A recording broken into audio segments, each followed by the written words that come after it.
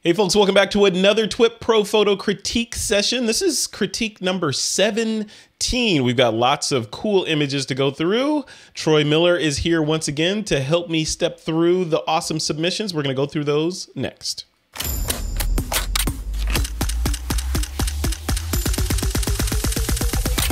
This is TWiP.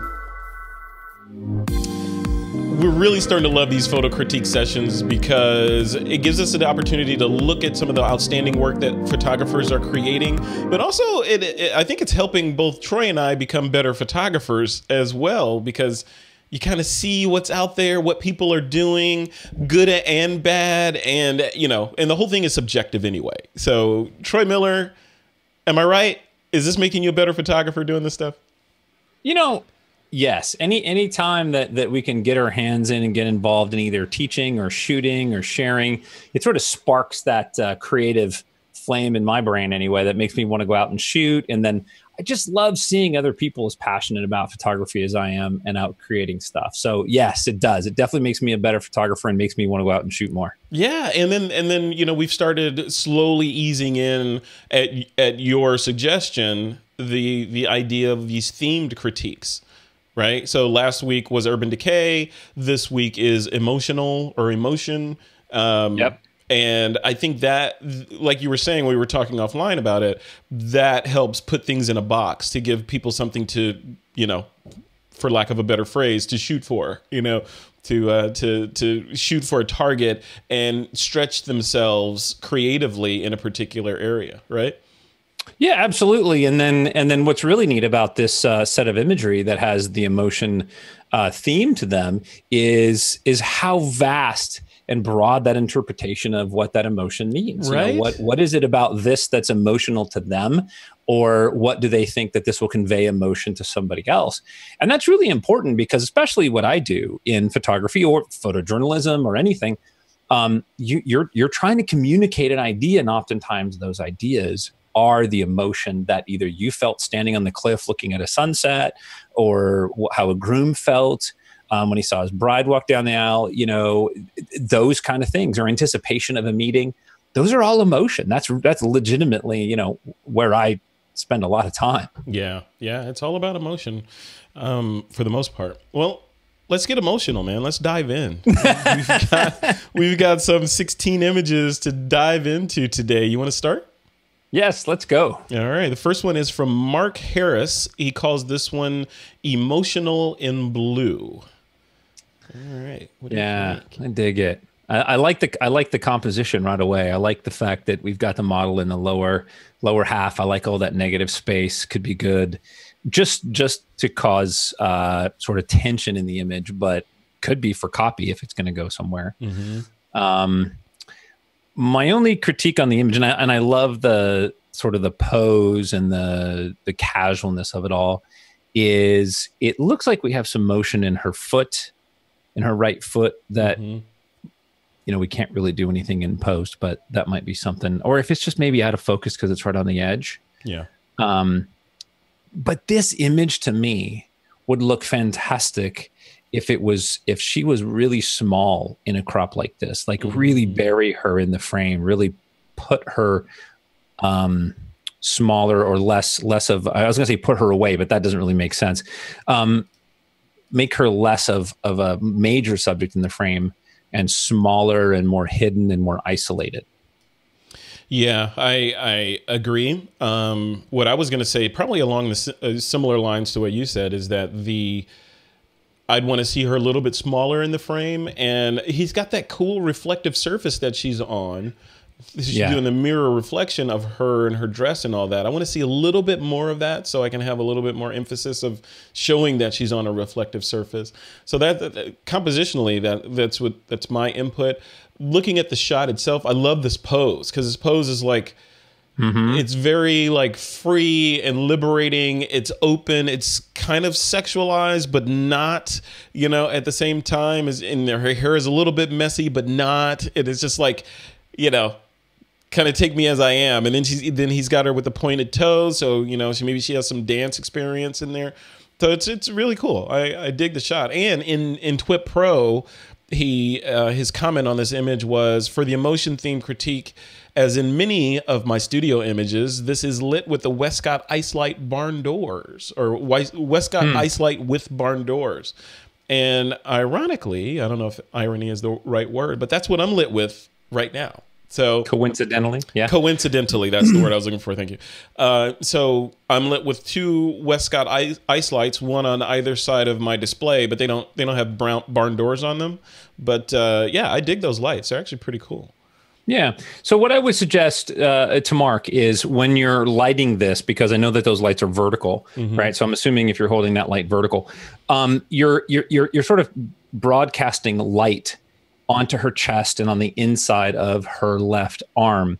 And we know that the underneath side of our arms are much lighter than the top side, right? Because the top's tan. So in this case, it's too bright. Her chest and her left arm are too bright. So one, you could scrim that light a little bit more, so it's more on her face, less on her chest, and less on her arm.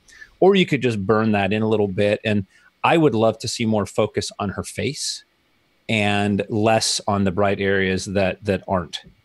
And play with that a little bit. I think that could really help this image, but I like it. Very cool. All right. Well, thank you, Mark Harris, for submitting Emotional in Blue. Are you ready to move on to number 2? Yes, sir. Number 2 is from Craig Stamfley. He's titled this one Monkey.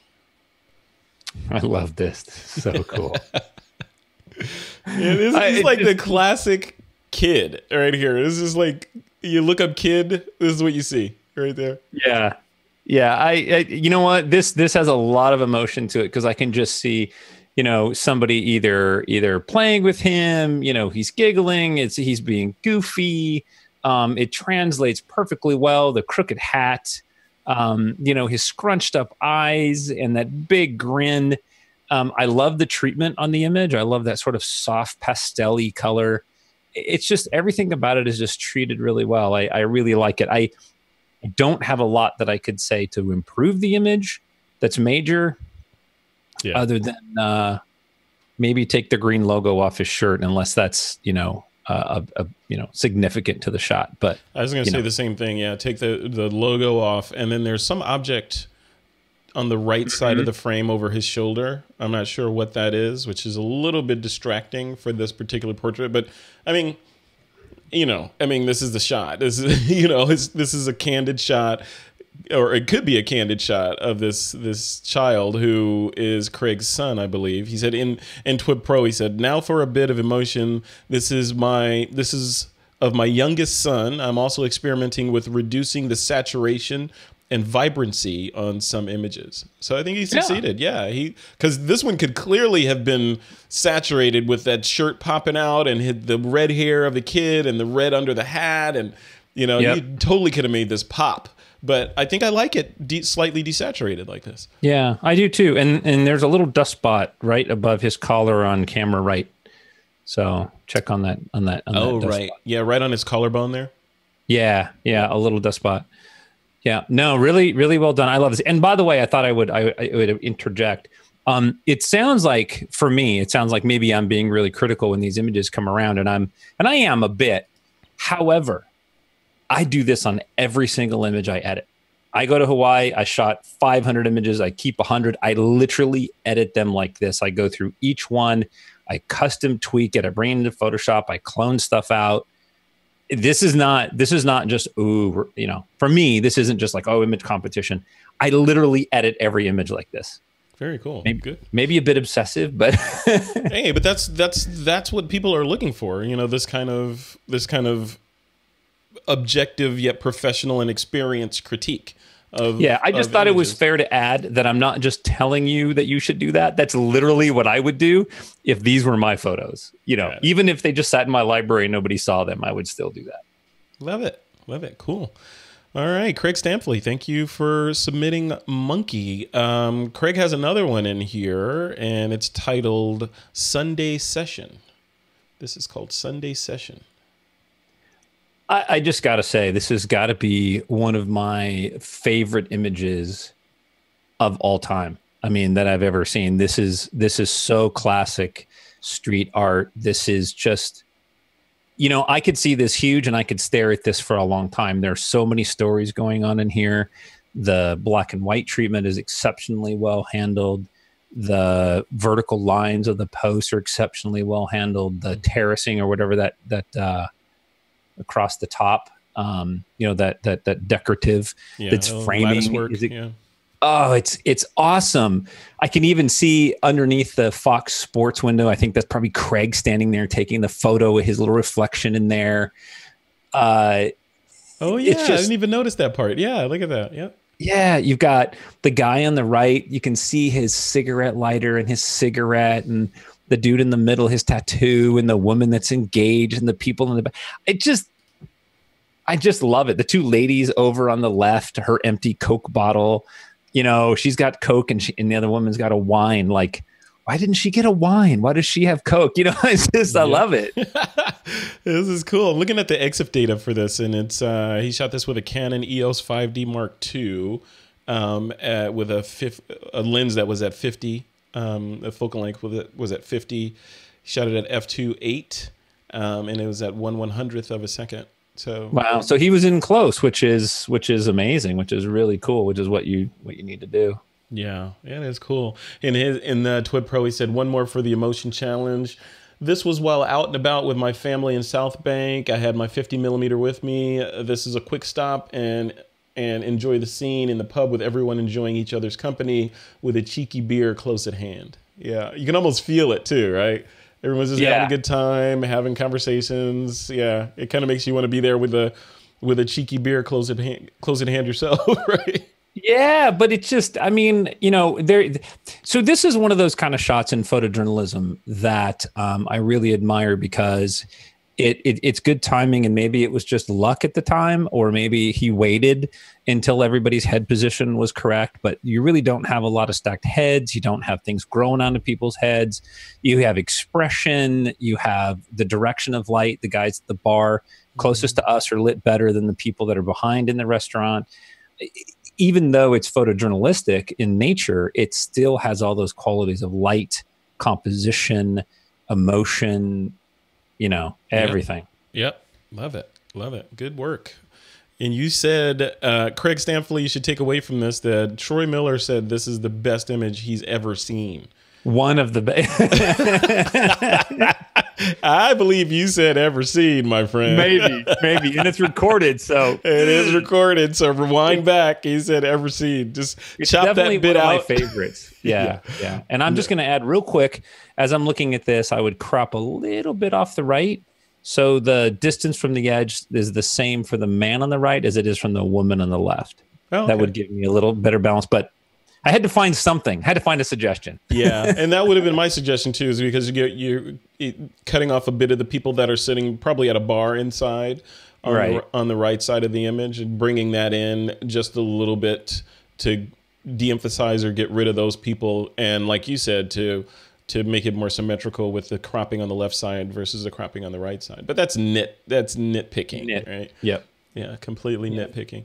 Very cool. Awesome. Well, thank you for 2 submissions from Craig Stanfley today. So yeah. Thank you for those. The next image up is from Matthew Moore, and he's titled this one "Waiting." Here you go. This one is depressing to me because it reminds me of waiting in a hospital for news about someone, you know, that got hurt, or I mean, it doesn't. You don't even know if this is a hospital or not. But that's when I first look at it, I think clinical, I think clean, and I think, yeah, this is what it feels like when you're sitting there waiting to find out if someone you care about is okay. You know, but it could be you could be waiting for anything, right? No, absolutely. And I think that the abstract element of this image is what is so powerful about it. And keeping in the context of the emotion category and knowing that it's, you know, titled "Waiting," that helps the viewer to look at this and sort of engage with it. And I agree exactly what you said. I mean, I immediately put myself in a hospital situation or something of that nature where it's rarely comfortable. Mm-hmm. You know, and in this element, it has communicated that sense of emotion extremely well. Yeah. And that's what it feels like. It feels like you're waiting, you're uncomfortable, You don't want to be there. I don't see any vending machines in sight. You know, Right. Right. No flat screens on the wall or anything. You're just, you know, sit here, hurry up and wait, suck it up until someone comes out to get you or give you the news or whatever. Yeah. Or this is like airport security where you've gone in for the extra check, right? And they're like the cavity check. Yeah. Yeah. No one likes that. Yeah. I would say though, watch out for some dust spots and little white specks. You've got some above the light switch there, and you got some across the top. There's a couple little white specks in there. I don't know. That could have just been on the wall in the actual photo, or it doesn't look like a dust spot, but it could be something just cleaning up those little guys. Yeah. Yeah. Little just kind of scroll through the image and sweep it up a little bit. Very cool image though, Matthew Moore, and you nailed emotion for sure, because it definitely triggered some emotions for me. So yeah, nice treatment. I like the grain. Very well done. Yep, very cool. All right, moving on to the next image here. Andrea, also known as Andy S. in TWiP Pro, has submitted this one. She calls this one "Unchanging Love." Unchanging Love. What do you think of this one? I really like it. It's a very artistic representation of this rose and the striations that are in the background. I'm not sure what they are. We'll just call them reflections, or maybe it's on a table with the blinds in the back, but that doesn't matter. I like the treatment. I do. I like it a lot. I don't think we need all that negative space at the bottom though. And I think that what she was doing is trying to keep in the reflection of the rose, but I think you could crop that off right up to the last highlight finger, we'll call it. But I like it. And this is going to have a lot of interpretations for a lot of people, but I do like the contrastiness, the saturation, the effect. I'm impartial, on the texture effect. Yeah. Yeah, you're not a big fan of filters, right? And who knows if this was a filter or not, but you're not. I've learned that you don't seem to be a big fan of like adding things or overlays to an image other than like grungy type things. I know you've mentioned a couple times that you like the grunge look on some images that lend themselves to grungy, but yeah, I don't know. I mean, am I off base there? No. You're absolutely right. I tend to, I'm probably biased because I deal with students on occasion and I see them throw filters on, and that's not fair to imply that to everybody else. I mean, it could be very intentional, but that's just not my forte. It's not my favorite thing to see in images. I do like the painterly look. I do like intentional textures and things like that to sort of make walls look grungy. But it's just my vision. It's my filter. I just don't do those. Yeah. My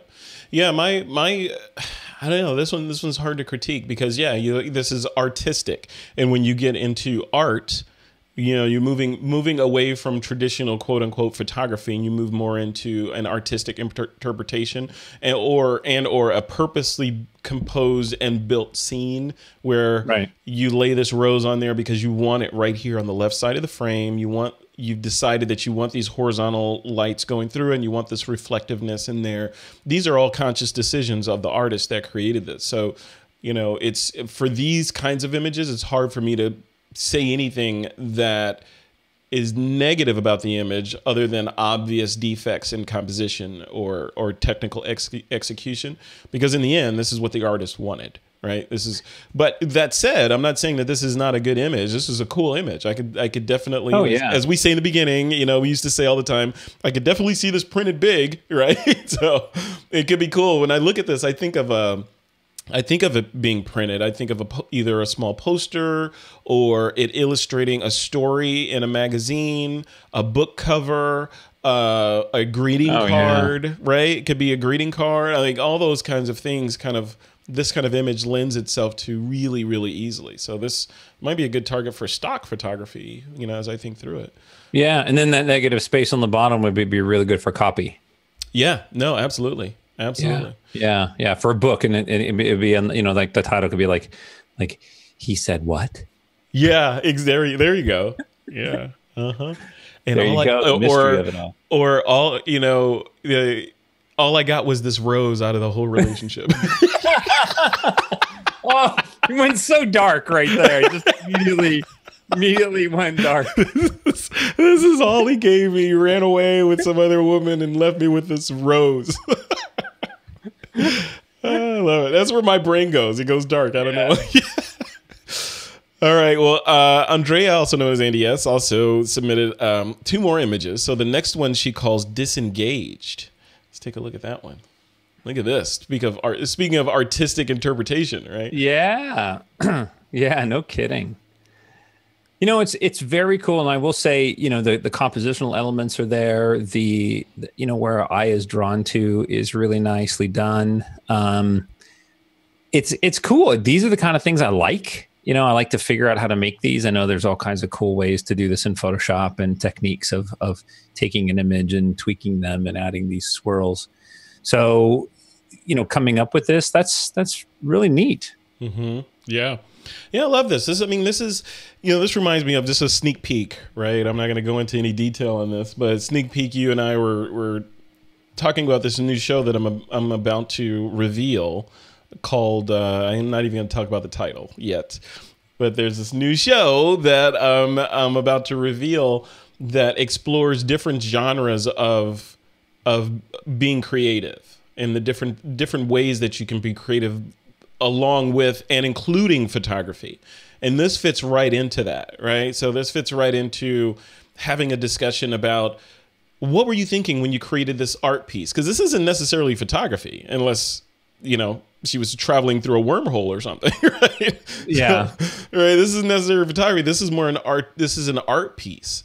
And this would fit perfectly into that new show. So, yeah, this is the kind of thing that makes me excited about that new show is having and being able to have substantive conversations with people that are doing things outside of the photography genre, like pottery and painting and music and on and on and on. There's so much creativity out there. It's ridiculous. So Right.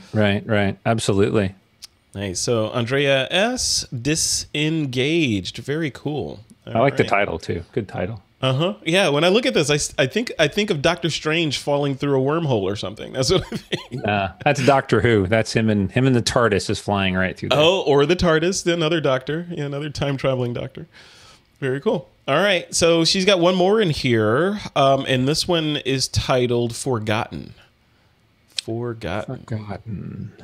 Yes, it's number 7. Looks like she's layered some cool textures and stuff in there. Mm-hmm. I've seen her do this before. She's really good at that. I like that. I like how she kind of brings out artistically these surfaces and kind of she's almost emphasizing what she was thinking about what that scene looked like through texture. Yeah.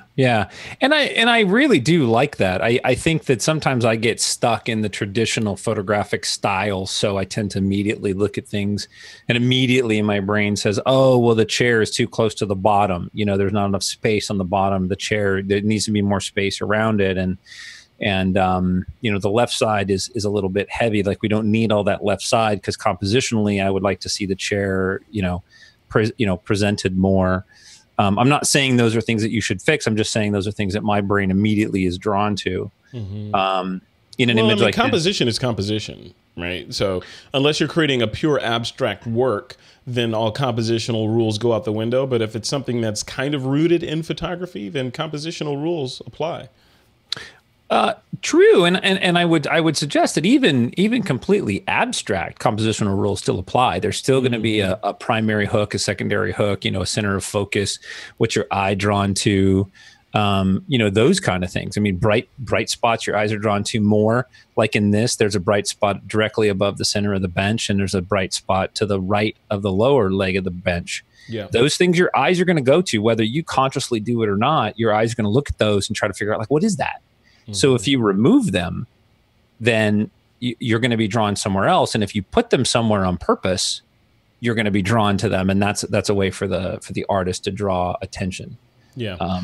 In a given area. I agree. Yeah. And looking at this compositionally from a photographer standpoint, I like the shot a lot, right? I mean, from an artistic standpoint, this is awesome. From a compositional standpoint, I see two things that I would probably change if given the chance, and that would be, like you were saying, add a little bit more breathing room for that front left leg of the bench. So extend the bottom down a little bit, and then in the upper right hand corner, there's that little triangle that could easily either be cropped off or have that pattern that's up there, that diagonal pattern, which is, I guess, the wall going straight up. Have that fill that in so that it's not another thing. Right. More of that, like what we talked about before. We've talked about a lot on this series, is the less is more, and if it's not adding to the image, chuck it, get rid of it. Absolutely. That upper right hand corner thing could be easily chucked. Yeah, I totally agree, and I'm seeing what looks like maybe a gradient blurring mask that's going on. So on the from the left side blurring up to the bench, and on the right side blurring down to the bench. And the thing is with that is it's harsh, like it ends harshly. And if that's what you're doing there, I would suggest pulling it even into the bench a little bit and on both ends, and then give it more of a fade. And what that's going to do is it's going to draw our attention to the center, and it's not going to be as obvious that it's there. Yep. But I mean, I dig it. I dig her compositional stuff. When I came back from Hawaii, I have all this really amazing lava, and well, it's not hot lava. It's the cooled black lava. Yeah. And I'm like, man, this is such a cool texture. What can I use that for? Mm-hmm. I haven't done anything yet, but I think she's got the right direction. Yeah, I love that. It takes an eye to be able to layer this stuff in like that. And do it so that it actually matches the image when you're building composition. And I'm a big fan of punishing pixels and composition and composites and all that stuff. So I love this kind of shot and artwork, because it speaks to the fact that when you're out shooting, you could be looking at the world as free clip art everywhere you go, and free textures and free this and free backgrounds. I think that's how Renee Robbins sees the world. She sees the world as the different pieces that are going to later be composited into something awesome, digital alchemy. Yeah, and it's so funny, and hopefully Renee would appreciate this. I'm out in Hawaii, and I'm walking around. I'm like, oh my God, this is the most gorgeous background I've ever seen. If Renee was here, what would she do? Exactly. I don't know. I have no idea. Right. But I'm like, because I follow her on Instagram, I see her imagery and stuff. And I'm like, this would be amazing. She would do something amazing here. Me, I'm going to take pictures of my feet and move on. Yeah, exactly. That's why she does what she does. She was born, she has those wrinkles in her gray matter to be able to do that. Right? Yeah, this is true. This is true. All right. So I would be interested, Andrea, if you could comment that when you took this photo, did you see it edited this way, or is this a photo that you took and then later you just played with until you came up with this and kind of told the story? I'm wondering, where that came from. Yeah. Please let us know in TWiP Pro. I'd be interested to know that too, kind of what the creative process for her is in general. Is it, you start with a folder full of textures and images, and you just kind of play and synthesize something until you get something you like? Or does it start out more planned? Like, hey, I'm going to do this with this bench, and I want this kind of grungy feel on the wall behind the bench, and so I'm going to do X, Y, and Z. So yeah, that'd be interesting to hear. Cool. All right. So next shot is interesting. I don't think we've had a shot like this on our critique before. This is from Gordon Burnett, and he's titled this one "Enough is Enough." And before I go to it, let me read what he says. He said, my photo is for the emotion theme. We've probably all been there. You've been clicking around with your camera all day, and finally people have had enough of posing, and you get that shot with some real character, even if they're not so subtly telling you to stop pointing the camera at them. So that's the setup for this shot by Gordon. Let's take a look at it here. Here we go.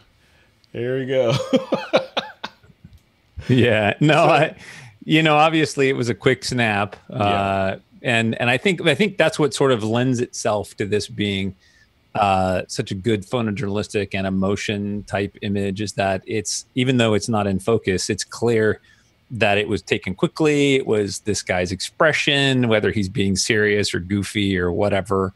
it comes across really well. My only suggestion is try a treatment on this.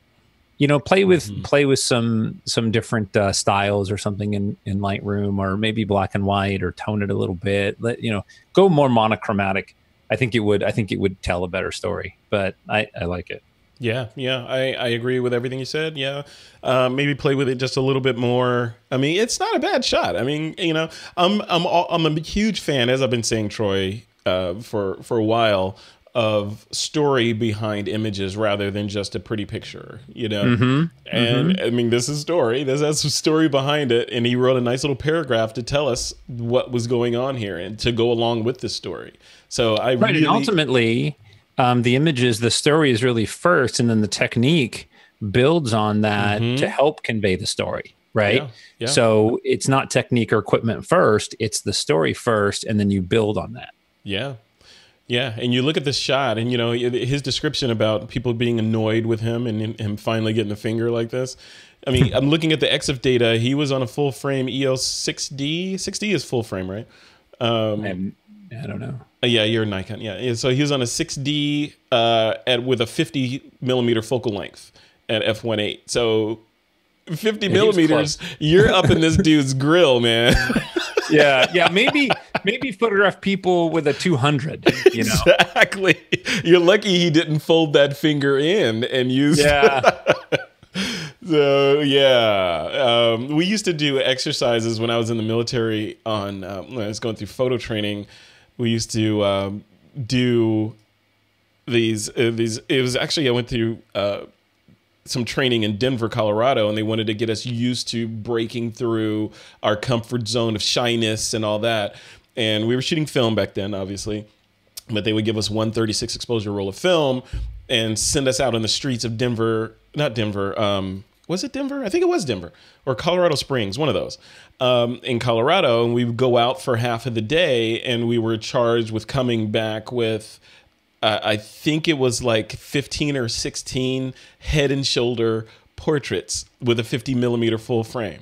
Yeah. Which meant you had to have a conversation, right? Yeah. And that was the task. And they had to be exposed properly and cropped properly and all that stuff. So you had to have the wherewithal to be aware of the technicalities of, and we were shooting in manual too, right? So the technicalities of shooting manual on slide film, which is not forgiving, as you know, right? Right. Plus or minus a third of a stop, I think, is his latitude. So we were doing that, and then, so this shot reminds me of that, especially since he shot it with a 50. I never got the finger, but he shot this with a 50, and that's how we had to get in. You had to get in this close and have a quick conversation with strangers and get them to allow you to take their photo. We should do it. We should do, maybe that should be one of our challenges for an upcoming session. Go out with a short lens. Not everybody has a 50, but go out with a relatively normal lens and do 5 portraits or so. That'd be interesting. Yeah. You might want to do a little talk about how to do that. Yeah. So that there's no aggressive situations. Oh man, yeah, because that was then, and this is now. That was like that was like almost 30 years ago, 25 years ago. So that was a long time ago. To approach people on the street. Yeah, people are more nervous these days than they were back then. So rightly so. All right. Well, cool. Well, thank you, Gordon Burnett, for Enough is Enough. Let's move on to Zachary Muddyman. Zachary has a shot that he has titled The Look. Let's take a look at The Look. The Look. Yeah, I like it. It's very cool. Yeah. Very nice little smile, little smirk there. Yeah. And the symmetry is really cool, too. With this, I love the symmetry. Or something. I was just looking at that, too. The composition is cool. I love her in the center like that. My only thing would be, it feels too hot. It feels like it's overexposed a little bit. And maybe you brought it up to bring up her face because she's backlit. But that doesn't mean that you can't bring the background down and dodge her face, bring her face up, bring her body up a little bit. And what that'll also do is that'll create more depth in the image. So we get depth not only through focus and perceived focus, but it's also through light. So if it's brighter in the foreground, darker in the background, or we can create a slight vignette that creates more depth in the image too, gives it more of a 3-dimensionality. Yeah. So Yeah, I agree. Yeah, I think a little bit of vignetting could have helped this. I'm not. I like the overall exposure of this. You know, I'm not. It doesn't bother me. The sky, like we talked about in the last critique, the sky is not adding a whole lot to this. So, but there's not a whole lot you can do there in terms of cropping without getting too close to the top of her head. right. But I love the rim light on her hair because it kind of brings that out and frames her face a little bit. But the only thing that I would suggest on this is adding just a little bit of a dark vignette around the edges, just to it's already symmetrical, so to pull you even more into that cool grin that the little Mona Lisa grin she's got going on there. Yeah. Yeah, it's very cool. Very cool. It's kind of like that she's happy to be there, but can we go do the wine tasting now? Exactly. You said you wanted a shot, get the shot, let's go drink some wine. Yeah. We've been out here for an hour, I'm hungry. Yeah. Enough with the camera here. You know? Yeah. It's probably, you know, the frame right after this was probably one of those Gordon Burnett shots with the enough is enough, right? Yeah. So very cool. Well, thank you, Zachary, for submitting this. This is called The Look. The Look. Very cool. All right, the next shot up is from Janik. Let me zoom in on that one. Yeah, that looks good. Janik, he calls this one Solitude. Let's take a look at Solitude. Yeah, did you read the... Oh, let me read that. What does it says? Yeah. Okay, Janik says, this is the first image of mine I thought of for the theme emotion. The lone figure is my mom, captured a few days after my dad passed away. Oh, wow. Yeah. Where's the figure? I'm on the left. On the left, way back there? Oh, wow. Yep. Oh, wow. That's powerful. Wow. Yeah, super cool. Even without knowing the story. So let's just, not pretend we don't know the story. Super, super beautiful image. I mean, the reflection, the symmetry, the balance, the sky has been handled really well. Yeah. Absolutely love that. Even if that human figure wasn't in there, this would still be an amazing image. And then the fact there's a human figure in there, not knowing the story, just makes me want to know the story, why that person is there. Yeah. You see and the then importance knowing of story, Troy. You see, like when I keep preaching this whole idea of I photographs should have an anchoring story behind them, even if it's just a couple of lines, so that that brings you into the photo. If we had just looked at this photo, we'd have said, "Oh, nice." You know, if we were critiquing this, we probably would have talked about the sky, would have talked about the reflections and the symmetry and all that. But it pushes it into an entirely different category when you talk about why this photo was taken and what it means to Janik as the artist for this photo. Right? Sure. So just a couple of lines just kind of changes the whole impact of this photo. Right. And to be fair to the image, this image is spectacular, even if we didn't know the story. Had the horizon been crooked and had the sky been blown out and had, it not been totally in focus or whatever, it would have detracted from the true story, and maybe somebody wouldn't have gotten to seeing the human figure in there. But because those things are there and our brains love that balance, except for whatever that antenna thing is, I would take that out. That thing is driving me nuts. Yeah. I would have taken that out too. That's the only thing I would have taken out, is just nix that antenna on the right. Yeah, that is it literally competes with the human figure on the left. And it's not adding anything to the overall image or the story, for that matter. Right. But this is one of those amazing images that, because it's so simple and so powerful, and it plays to all of those things that our brain likes, composition and symmetry and balance, we don't see those things as much as a distraction, and therefore we can really get into the image and really just sort of enjoy it, and then give our own interpretation to it, whether there's a person there, we know the story or not. Yeah, and just a little bit more on that antenna.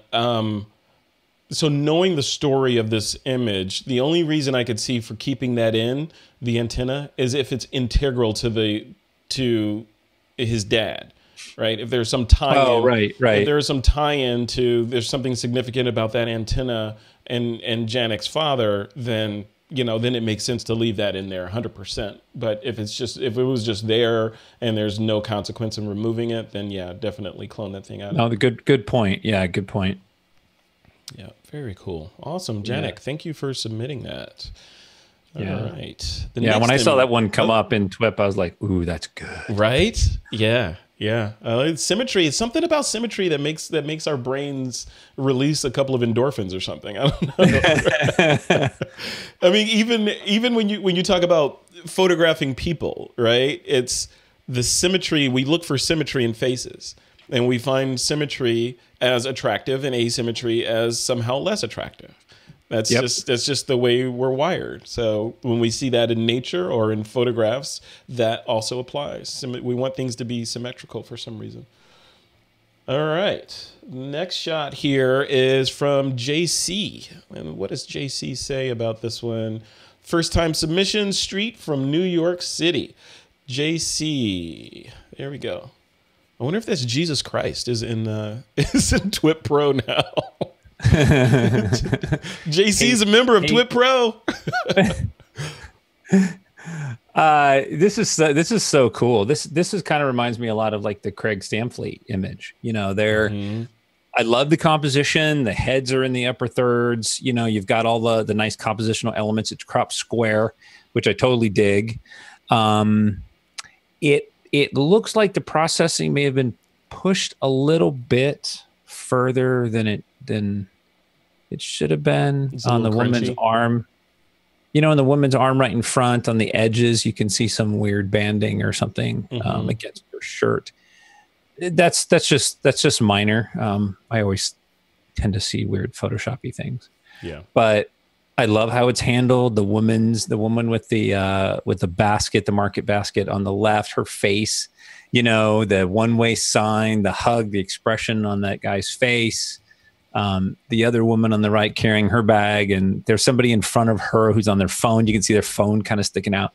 I just love these things. I don't shoot them. I'm not good at it. Makes you want to go out and do street photography. Yeah, and I think I don't gravitate towards street photography that much because I'm not a shy person, but I just don't want to disturb people when I'm out and about. You know, and I feel creepy if I'm using a long lens, and if I use a short lens, I feel like I'm interrupting them. So it takes skill to be able to like be invisible and be a fly on the wall and get these kind of emotive shots when you're out and about in public places. So bravo to JC for doing that. Yeah, absolutely. Yeah, very cool shot. Yeah, I like it. Yeah, I don't have much to add either, other than what you were saying about it being a little bit crunchy. I'm not sure if that's too much clarity added in there or contrast or what, but I'm not sure. But it's not egregious to the point of this image is horrible. And then also he added a little tone on top of it. At least on my display, I'm seeing a little bit of kind of a brownish sepia. It's very nice. No, the toning is handled really well. The only reason that I pick up on like those little Photoshoppy things, if you push the contrast too far, you push the clarity or dehaze too far, you may not see it on your display. But if you invest in a print and then you put it on your wall, then you'll see it, because the print law oftentimes reveals those things, and that's always a bummer. You know, or you sell it to somebody and then you get the print back, and it's happened to me, and you're like, oh my gosh, what is this? Yeah. You know, I didn't see it, I pushed it. So it's good to recognize ahead of time. Yeah, interesting. So what do you do, Troy, if you're going to create a print, a relatively large print, you're going to send it out, right? You're not printing in-house. Correct. Right. So if you're going to create a relatively large print, do you do a press check or something like that, so that you get an idea if there are any mistakes like that? I know in graphic design, there's the idea of the press check. When you create a piece, you create one or two, maybe with the different variants, and then you either review those with your boss or with the client, and then you go on and create the 1,000 that the client ordered. Is there a concept for that when you're doing printing? Not at that level for me. I mean, I do hundreds, if not thousands, of reprints a year for my clients. What I do is I work with a lab. I use Miller's Color Lab, and they have built profiles for me so that I know. I wish it was my lab. But work with a really good lab, because they've built profiles for me so that when I send in my sepias, they say, oh, this is what Imagery Concepts want their sepias to look like. So they work very diligently at getting those images super close to my profile, what I want. If you're sending images in to a lab that isn't doing color correcting, that isn't managing for you, then you're on the hook for that. So you've got to do tests. And I do that all the time, is where I'll take a set of images, I'll tweak them, I'll make them extreme saturation, black and white. I send them to a lab. They send me back uncolor corrected. I look at them and I wonder how far off we are. There's always going to be variances in printing, always. That's just the nature of the printing. So yeah. I work with my lab very closely. I have a really good system with them, and because I order all the time, I'm always seeing how consistent the results are. Yeah. So there is no press check, there's no test run. Yeah, you're beyond that. What about newer photographers that don't have that kind of relationship with their lab? Should they just work towards building, if they're printing, right? So you work towards building that kind of relationship? Yeah. Oh, it's absolutely worth it. First and foremost is color correct. Color correct your monitors. Buy a good color correction system. I use a i1 Pro, I think. There's a ton of good ones out there. So color balance your monitor. So reds are red, greens are greens. The gamma is correct. That's a huge difference. A lot of times people don't realize how big a difference that is. Mm-hmm. And then take images and send them out to the lab that you choose to use. It could be Costco. It could be your local photo store. It could be a big lab like, White House or Miller's or whatever. Send them test samples and see how they're coming back. The other thing is that you can get what's called targets. They're color targets. They're the different colors, color ranges. Look at those on your monitor and see how they look. Mm-hmm. I mean, there's a little bit of a process to it, but once it's done, you can be pretty confident that you're going to get what you see. Yeah, we have to do I think a whole watch me work or some sort of episode on color correcting and demystifying color correcting and the importance of color correcting and the slippery pig that is color correcting. Oh man. Yeah. And we don't even want to get into like color space debates and SRT versus Adobe. I mean, there's a way to do that and manage that. That would be fun. Yeah. It's really important for people to understand, because a lot of people get really frustrated when the images come back and they're too cyan or too magenta or they're too warm or they're flat or my lab sucks. It might not be your lab. Yeah, that's why I say slippery pig, because it all depends on the light you view it under, the lighting, the color of the walls in the room that you're color correcting on, or that you're color correcting in. If you're on a calibrated monitor. It goes on and on. The imprint, where is that going to live, and the lighting that's going to live in? It goes even into biology, right? Like the rods and cones that you have in your eyes are different. Yeah. Mine are different than yours, so you see reds different than I see reds. So. Yeah, and when you're printing, because I've printed 60-inch plus acrylics, and they're several $1,000s. That you got to make sure that you've done your due diligence to get those things dialed. Yeah, right. No, absolutely. Well, this shot from JC on Tidal. Thank you for submitting this. It sparked a color conversation. Absolutely. Cool. All right. We're going to move on to this next one. This is from Brian Fisher. Brian has titled this one 2% scale of grand. I think he was saying that. Let me bring this up on the screen. Yeah, there we go. So I think he was saying that because he submitted this one. It was pretty big, and I asked him to size it down. So maybe this is 2% of his original image, because he created this as a kind of a giant image where you could zoom in and maybe even see elk on the side of El Capitan. Climbers on Half Dome. Or you can see the eyelashes on an elk climbing the wall. Yeah. Climbing that Half Dome way back there. But what do you think? What do you think of the shot of Yosemite and El Capitan and Half Dome in the distance? Yosemite is always beautiful.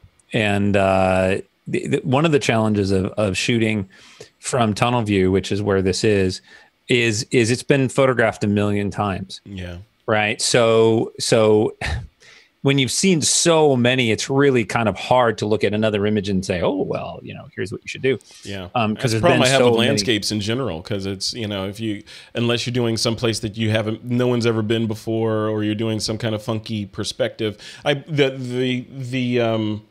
This is in Yosemite, obviously, but the example I use that makes me admire landscape photographers is like the Golden Gate Bridge, for example. Probably one of the most photographed tourist attractions on the planet.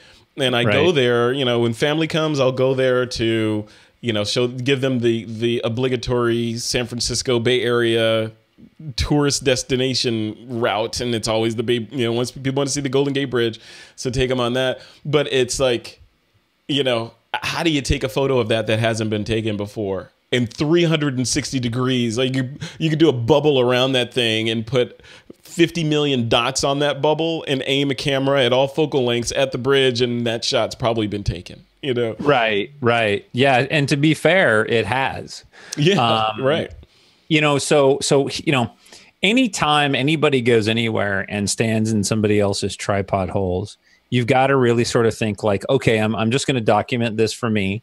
Because I photographed, where Ansel Adams' famous shot was in Jackson Hole, of the mountain and the river there.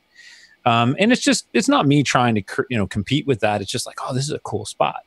So how do you do it different? Time of day, weather, angle, it's there. Somebody's going to do it. And then we're all going to go, oh, I wish I would have thought of that. Right. Yeah. Yeah, I know. I mean, I know experienced landscape photographers will say, well, that's where the challenge is to do something different and interpret the scene differently than everyone else. So, that's why. In the case of the Golden Gate Bridge, I would think, well, you could be different by putting, a couple on the bridge, and now you have the bridge as a backdrop instead of the subject, or something like that. I don't know. Or some macro shots of the rivets that are holding the bridge together. That's interesting. So. Yeah, no, that's really true. And to get back to Brian's image, being such an iconic location, and I think he made a comment in there about how this is printed really, really large in a hospital, or on a wall, and that would add to the impact. Being able to see something sharp and look at it in not real size, life size, but big size, right? Yeah. You could really walk into the image, and that has a lot of impact. And I love the fact that we have the moon in there, and El Capitan is lit well, and Half Dome is lit well, and those things are beautiful. Yeah, and the way that goes to printing again, though, too. And maybe this is part of that other conversation that we're going to have at some later date. Is that the idea of when something is printed large, it automatically makes it look awesome. But it does help. Yeah. Right. If you see something smaller like this, then this is like, oh yeah, I've seen postcards and this, and it has less impact, and it doesn't show all the effort that Brian went to capture all this resolution and all those pixels to show the detail of this scene of granite, right? So right. Yeah. So. And I do think that an image like this, however, does sort of speak to time of day. This is beautiful as it sits. But if you're going to improve this image, what would you do? And I would suggest that if you're ever going to go here and photograph, that you look at where the sun's going to be time of day. This is later in the day. The sun is behind you. The mountain behind you is creating that shadow. You can't see Bridal Veil Falls in the lower right-hand corner. Right. Things like that. So time of day can make a huge difference. Yeah. Weather. If you're close to this area and a storm's going to blow through, that's when you go up there. Get some cloud activity. Yeah. Yeah, you sit there all day and you wait. I've got a friend that lives in Southern California that'll drive up there if he thinks there's going to be weather, and he'll sit there for 8 hours. Yeah. That's what Ansel Adams used to do, right? Wait for a beam of light to break through the clouds behind him, light up, something unique that nobody's seen before. Yeah. That's what Ansel Adams did. I mean, he would drive up there with his truck and wait for days, right? to get and Galen Rowell. Galen Rowell was an amazing landscape photographer and sport and sort of an extreme climber that photographed there. Look his work up. Oh my gosh, that same thing. Time of day. Yep. Yep. Timing is everything. Well, cool. Well, thank you, Brian Fisher, for submitting this shot, 2% of grand. So I don't know if he was just titling that, just to title it that, or if that's the actual title. So let's move on to the next one. It's from Stefan or Steven. He's titled this one Jubilation. Jubilation. What do you think of this? Yeah, this is really cool.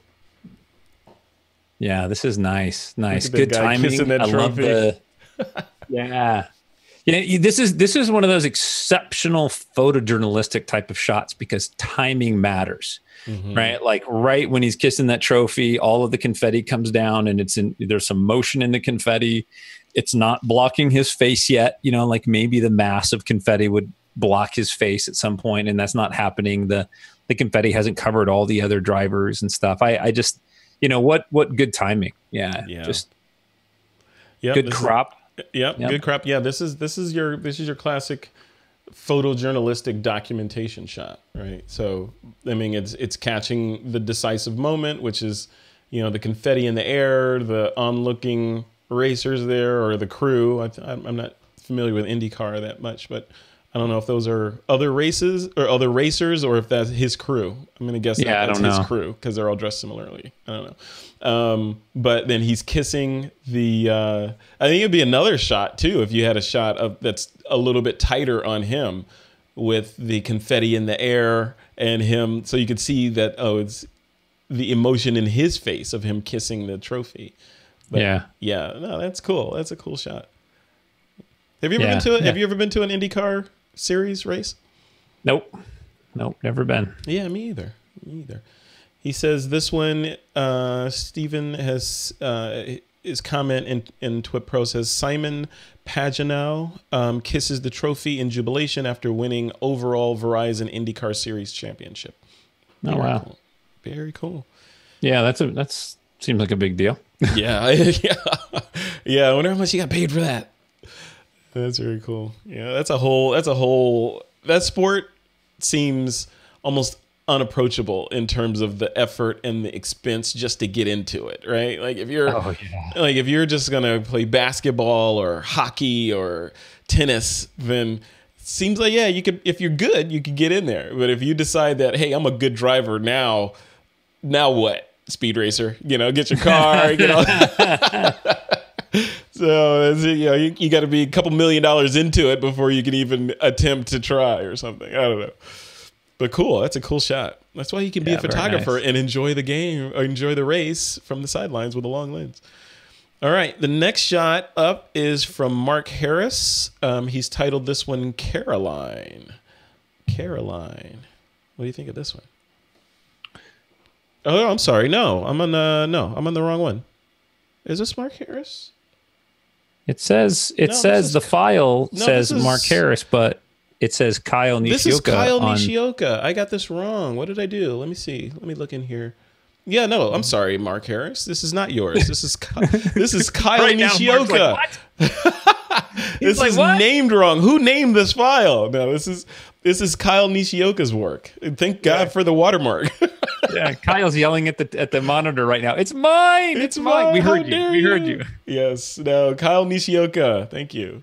All right. Yeah, Kyle. Very nice. What do you think of this one? I love the emotion in her face, and I just, this sort of fits this theme perfectly well. Her looking off, the mask of her face, the soft light. I dig all that. My only suggestion would be some dodging and burning. Just burn down the areas that aren't meant for us to look at, which is maybe her knees and the right side of the photo. Just bring our attention into her face and the mask of her face a little bit more noir, maybe a little bit more dramatic. Yeah, I agree. It would tell the story better. Yeah, I agree. Push that other stuff like the graffiti wall and all that, and make it more of a background, and so that it's not competing. Like if you blow your eyes and you look at this photo, the graffiti on the wall is competing with her. But if you either vignette it or otherwise darken the background a little bit, then it makes her pop out more, and it makes your eye go directly to her eyes initially, and then you're going to probably look down to see what she's looking at, which is off frame. But Yeah, Right. that would draw you more into the shot. I like the processing of this though. It's interesting what he did here in terms of smoothing out her skin, and Yeah. you know, I'm not sure how he did that. Maybe it could even be like, I remember back in the day I used to do this technique where, before there were filters to do this, where you duplicate a layer, throw a little Gaussian blur on it, and then drop the opacity back a little bit of that layer just to kind of obliterate some of the detail of the underlying image, and then throw a layer mask on that blurry layer and use a feathered brush to bring back detail in certain areas like the lips, the nose, and the eyes and all that. Have you ever done that? I'm sure I did. It Yeah. sounds very familiar. I have actions that do stuff I don't even know what they do now. That's awesome. Yeah, Yeah, I've got yeah. droids. I just say droid just to go do this. Yeah, I don't know. Yeah. But you know, this image is a really good example of what happens when our eyes don't know where to go. Mm-hmm. And if this was to enter into a competition and I was judging, one of the things that I would say is to the maker, what do you want me to look at? Do you want me to look at her knees? Do you want me to look at the graffiti in the back? Do you want me to look at her face? Mm-hmm. Because I'm not sure where you want me to look. Right. So the dodging and the burning and the contrast and the sharpness and those kind of things are going to guide me so that I can see your vision as an artist, what you've created. Yeah. And it's not really changing your imagery at all. It's just guiding the viewer. Yeah. Especially you don't have any other landmarks in the shot for you to be guided in, like that previous image from who submitted that, Steven, the Verizon IndyCar shot where, you know, let me bring that back up, where, you know, obviously everyone's looking at the action in the middle and the guy's kissing the trophy. So you know that's the focal point of this image, because everyone in this image is telling you that's the focal point.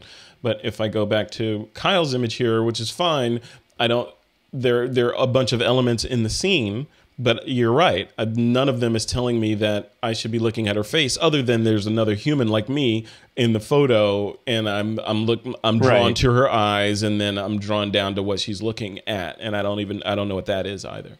So yeah, you hit it right on the head. Right, got it. Yeah, absolutely. Cool. All right. Well, this next image, thanks a lot, Kyle Nishioka, for submitting that. Yeah, thank you, Kyle. The next image is from this dude. You may have heard of him, the famous photographer. I mean, this guy says that he's the best photographer on the planet and is not shy to tell people about it. Let me bring up his shot here. This is from this cat I know. His name's Troy Miller. Oh my God. I'm kidding. Troy's never said anything of the sort. So. And I just noticed that I uploaded a gigantic file too. You did? How big is this? 24. That was bigger than the one Brian uploaded. I'm sorry. I apologize. I know. I was in a hurry. Wait, let me zoom in on this one so that we can see how much detail is in this shot. There's not a whole lot of detail in there. Look at that. No, because it's small. It's just the layers got stuck in there, and yeah, my bad. Oh, did they? Oh, good grief. All right. And here I am, telling Brian to upload smaller files, and guest critic puts in a giant 15 gigabyte file. And I know. It's okay. We'll forgive you this time. Now I have to be overly overly harsh. My harsh. last name right. You didn't. I fixed it. No. You left off the R. So, it's terrible. Now I have to be overly harsh on you on this image. Yeah, so. Be harsh. Be harsh. All right. So what would I say about this image? I would say it's hard critiquing this. It's easy to talk about you behind your back, but with you right here, it's difficult. Obviously, nailed emotion, 100% nailed emotion. It's very emotional. He's crying. I mean, there's a tear in his eye. Am I seeing that? Yeah. Oh yeah. And it was raining that day. It was also raining. Yeah, but because it was raining, there's spots on his jacket from the rain, but it's not immediately apparent that the particulate matter in the air is rain. So it could almost be like, when I first looked at this, I was like, oh, this guy just sneezed. And that's right after the sneeze. And those are the particles of matter from his nose in the air right there. But, obviously this is a wedding. He's crying. You see the tear in his eye. So yeah, no, that's cool. The bush behind him is a little distracting. The tree back there, it's kind of reaching into him a little bit. So it's not horrible. Is there and there's a line or some sort of wire on that tree that's getting me too. What is that? It's just the vine of the fern. Oh, okay. That's the decoration on the arbor that's at the end of the aisle. Yeah. So, you know, this legitimately in a lot of our images and the images we critique, we don't often know. You know, I can't go in there and tell them like, hey, dude, you need to move. Right. You know? Can you keep crying like that, but take one step to your right? Yeah. Well, I actually, when I left. shot this, I intentionally stepped to the left so that it would isolate him better because I was more to the right, and that stuff was like literally coming out of his neck. Oh, okay. So that's where maybe for the critiques that we're doing is things to think about when you're shooting. You'd be like, oh my gosh, if Frederick or Troy see this, or the judges see this, they're gonna nail me on this. So you change when you're shooting. Mm-hmm. Yeah. Edit in camera.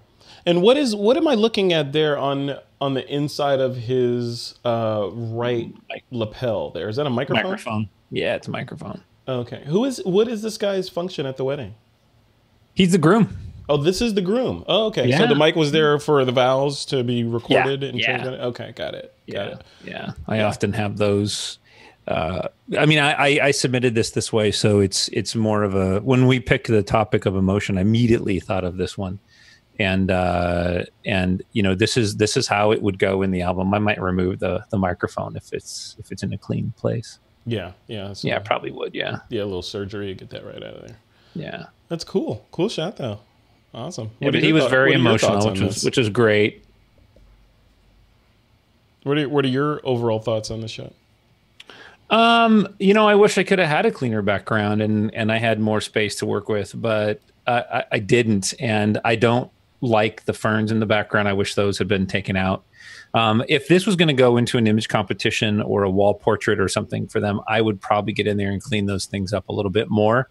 But I thought it was fair, being a critiquer, that I put in, you know, my work that isn't heavily edited, so you can see what I start with and what my clients see on a regular basis. Yeah. And the other question I had on this was, you can't really see it as I'm transmitting this or recording this right now, but you have a black mat on this, and you have the image slightly offset to the left inside that black mat. What was the reasoning behind that? So if we go back to like gallery mounting, traditional gallery mounting and things like that, you always want to weight the image one way or the other. And basically what this is doing for me is, because the way the image is cropped, there's not a lot of room in front of him to look into. And there wasn't that room in the original image because there's a groomsman right there. So by matting it and moving the image to the left and giving a little more space on the right, it looks like there's more space for him to look into. So it's kind of a way to kind of fake it, I guess, or to give that sense. Okay. In the way that it's matted. And I was thinking, this is my non-wedding photographer brain thinking. I was thinking, oh, this is good. This is a full page in a book, and maybe he's leaving a little extra space on the right side with that black there for the fold in the page or something. I don't know. That's where my brain went initially. No, and that's a completely legitimate assumption. When matting work for competition, I often mat things so that they're weighted one way or another. Like if we look at the Mark Harris / Kyle Nishioka image. I'll bring that one back up. There we go. Yeah, if that image was moved slightly, let's say half that space up and to the right, that would give her more space to look into in the lower left of the frame, and it would give that sense of space. Yeah. And weight there. That's just part of matting. Yeah. Very cool. Yeah. See, that's another aspect that people probably haven't considered, is once the shot is done, you still have options on what you're going to do to that image. Oh yeah, matting wise. Lots of options. Yeah, yep. and people, myself included, my brain doesn't generally think like that. My brain is like, this is the image, it's done. Either I'm cropping it square, I'm cropping 8x10 because I'm going to make a physical print out of it, or 11x14 or whatever because it's going to go in a frame. You know, I'm thinking just overall dimensions of the image. I never think of squeezing the image down within those dimensions to further the story of the image. Like, oh, you know, I need the subject to be looking in there. I'm going to shift this over to the right a little bit. That's really cool. That's a cool tip. Yeah, it's a neat technique. All right. Well, cool. Well, the last shot here is, where is it? It is not showing up here. Hold on. Oh, I know what I did. Hold on. Let me bring this up here. So this last shot is one that I put in here, but I did not shoot. So this was shot by a, let me see. There it is right there. So this was shot by a person that I was in this location with. They shot it with their iPhone. And I think I may have asked them to take a couple shots of me just to commemorate the occasion. And let me know if you can guess where I am in this shot. This is a shot of me. But can you guess where I am right now in this shot? My guess would be the White House. I am. This is in the White House. This is during our last president's last term in office. And that is me in the, God, I forget the name of that room. It's not the Roosevelt room. It's the room downstairs where they do all the, like the ballroom and all that inside the White House. And this is me looking out through one of the windows onto the White House lawn, waiting for President Obama to land in Marine One, the helicopter. So wow. Waiting on him to land. And I think what I was thinking a couple things in this shot. So I was thinking, the president's about to land, dude, you know, number one. But I was also thinking this is probably the last time that I will be standing in this position in my life ever, you know. So I was kind of absorbing the moment. I was wishing that I didn't have that security badge on. I was wishing I had put my iPhone in my pocket. And then I was also thinking about the thickness of that glass, because it was like 6 inches or more than maybe of like bulletproof glass that was perfectly clear, that you could not tell that it was bulletproof glass. So right. Yeah, so those are all the things that were going through my mind in this shot. It was a fun day. Yeah, no, you know, it's amazing that in this category you can have such a diversity of what is emotion, what is emotional, what conveys emotion. You know, and this one, even though it's not the photographer who took it, it's more you being in there and how you look at this image and remember it. Mm-hmm. And that's ultimately, that's what we do, right? We're the sort of the capturers and the keepers of memories and things like that, especially in like weddings and portraits and photojournalism kind of things. So yeah, it's very cool to see. It's very cool to see from that perspective that this is an image that's in there for you. And probably also speaks to this idea that as a photographer, the image doesn't always have to be technically perfect to be important and impactful for your subject. Mm-hmm. And that's kind of where we go back to, it's important to capture what's going on there. And then you layer technique and quality of imagery and all that on top of that. But for you, the composition of this image doesn't change the impact for you. No, because right? it triggers memories. You know, that's what it does. Kind of like hearing, when I look at this image, it kind of reminds me of like if you hear a song that mm-hmm. that has somehow latched itself onto a certain memory, and then that song brings that memory back, or a smell that when you smell that, it instantly brings back a whole series of memories from your childhood or something. That's what this kind of image does to me. It doesn't necessarily have to be perfect technically, though when I look at it, it reminds me of that feeling of patriotism and pride and all that stuff of like and opportunity for having been afforded the privilege of standing in that spot. You know, it sure. reminds me of all that stuff. Sure. And if I could speak to the photographer, I would say, hey, you know, good job for capturing this moment. That's really important, Frederick, and you've done an excellent job at that. Let's maybe use a longer lens. Let's mm-hmm. move to the right so the lighting is a little bit better. Let's crop in a little bit tighter.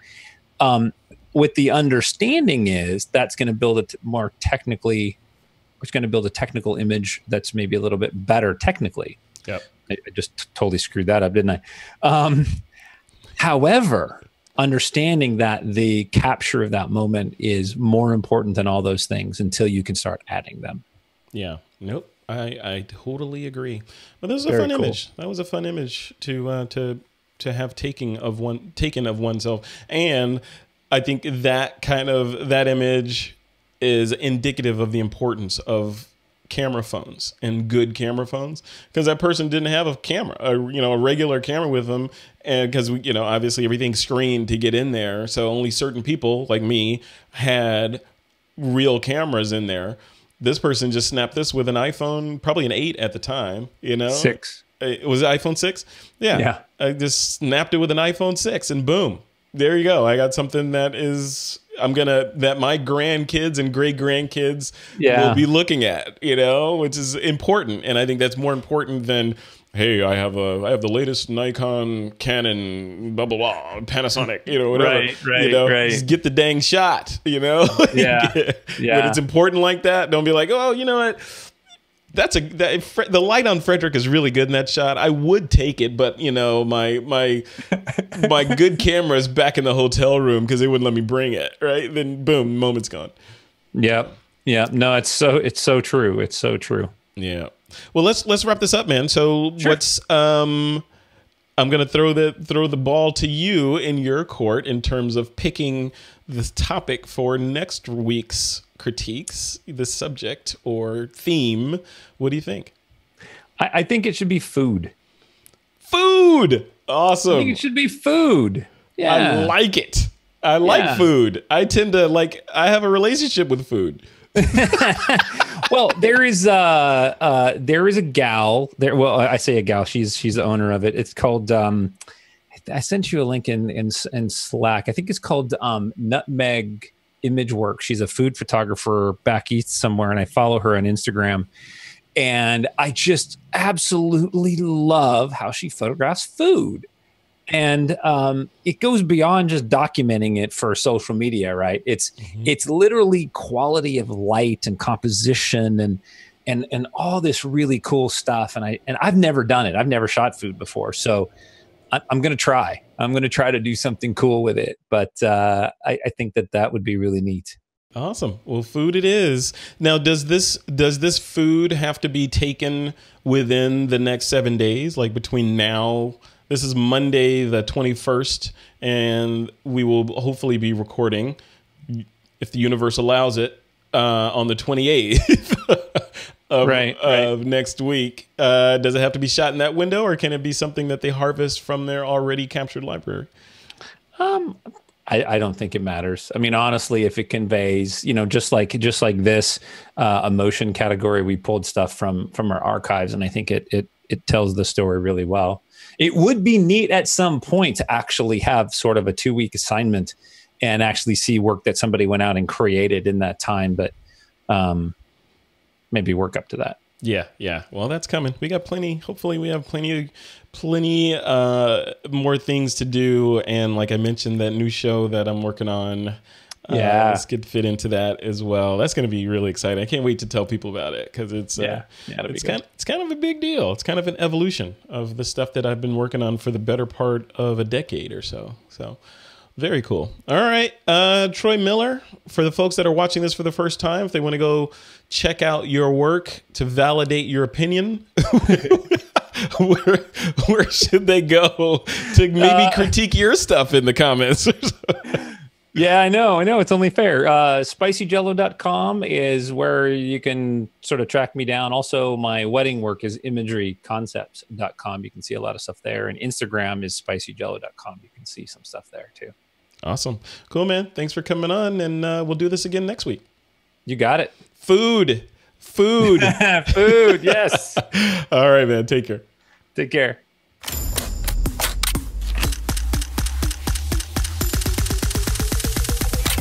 This is TWiP.